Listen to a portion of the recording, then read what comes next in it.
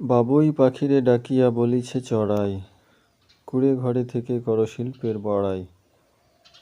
রজনীকান্ত সেনের কবিতার সেই চড়ুই পাখি এসে বসেছে জানালায়।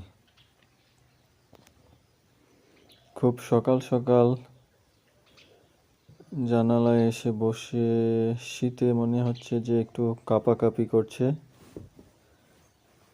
সকাল সকাল জানালায় বসে সকালের রোদ পোহাচ্ছে।